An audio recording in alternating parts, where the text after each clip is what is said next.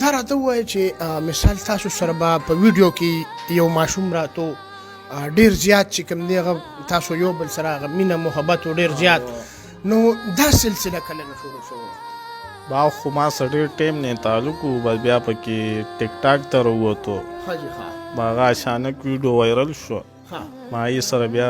مشرانو مسلې راغی ښه جي ښه ما بیا هغې د وجې بس هغه تعلق معلوق صادق تورو د ډینجر مومنت سره یو ویډیو کړی ده په کم کې چې ته هغه دا تپوس کوي چې ستا سره چې کم یو ماشوم هلک در سره و ماشوم هغه هلک و یعنې مدثر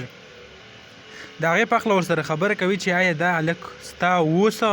او بیا ستا نه اخر ولې هغه لاړو دا شعر د ډینجر د طرفه یو بې وفا ته ډالۍ وي ستا د ګل په شان پستې نازکې شونډې لکه وینې تږې سرې نازکې شونډې او ستا د شونډو په ارمان کې به زه مړ شم ته به کله راکوې نازکې شونډې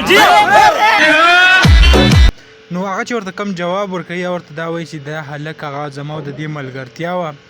خو د ټول نه مخکې لکه تاسو د دې کس عمر ته وګورئ د دې ډینجر او بیا د مدثر کم عمر ته چې دی هغه وګورئ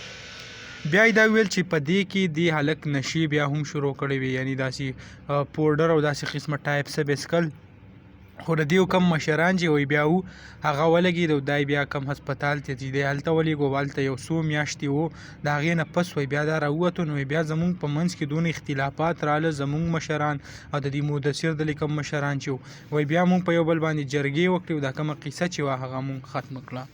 تاسو ټولو ته زه بار بار وایم چې په خپل کشرانو باندې هغه خصوصي نظر ساتئ ځکه دا کم حالات چې روان دي کم قسمه او بیا لکه د صادق توري کې دونه شرم حیا عزت هم نشته چې زیو لکه دا یو قسمه پروموشن د دې خبرې کوي لکه چې ته اوس ځي او خلکو ته وایې چې دا ستا یار و دا و ته خو دا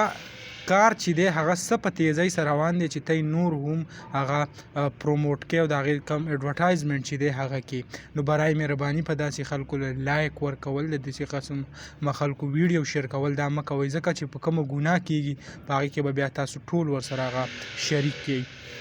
نو دغه کومه لنډه شان ویډیو چې وه ما غوښته چې تاسو سره هغې د دې باره کې لږې خبرې وکړم او تاسو ته چې کوم حقیقت او څه چې دي هغه تاسو ته وړاندې کړم دغه ویډیو او تاسو سره هم شریک کړه انشاءالله بله ویډیو کې به ملاویږو د نن دپاره دا کافي وه الله حافظ